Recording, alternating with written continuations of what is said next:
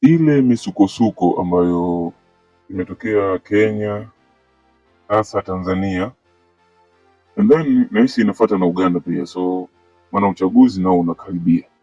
Ila sasa tuseme kwa Gen Z wa Kenya walikuwa kama motisha kwa Tanzania na kuwadharau kwa Gen Z hawataweza, but na wao wamenyosha mikono juu kwamba kusema juu Gen Z mmefanya mara mbili ya sisi, ila sasa viongozi wa Tanzania mnafikiria nini? Maana mmejipitisha kizani, mmeapishana uchochoroni, mnaendesha nchi kwa kujificha. Mimi nataka nikuulize Samia ama Samuya, kama mshikaji wako Kikwete anavyokuita, Rais Samuya. DJ, hebu chupe kidogo. I wonder. Okay.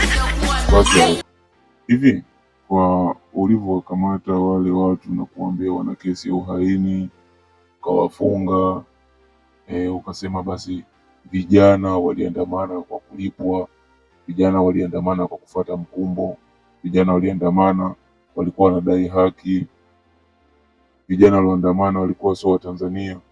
Yaani una kauli tofauti ambazo wewe mwenyewe ukikaa chini ukijifikiria unasema hapa nimejitia dole la macho. Hivi unadhani kwa watu waliopotea, ukiachia tu kwa yani tuseme kabla ya uchaguzi, watu kutekwa, watu kupotea, yote ulikuwa unayaona, wasikia watu wako wa ndani wakihamasisha, watu wakipotezwa msiwatafute tena, wanawaambia polisi wasiwatafute, na kweli polisi walikuwa kimya kwa sababu wanajua kinachoendelea. Mnateka watu, mnachinja, tena mnaposti video, halafu mnakuja kusema eti kuna vijana waliagizwa, walipewa pesa.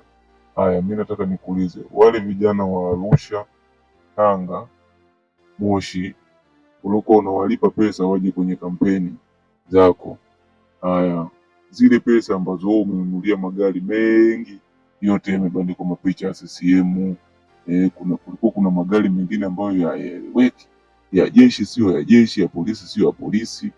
Wewe fedha zote hizo umetoa wapi? Kwa sababu NEC iko chini yako wewe mwenyewe, lakini wewe ndio uliamuru Tundu Lissu wakamatwe, wakina Heche wakamatwe. Yaani chama cha upinzani ambacho ni kikubwa Tanzania hakikushiriki, lakini watu wake wengi walikuwa ndani.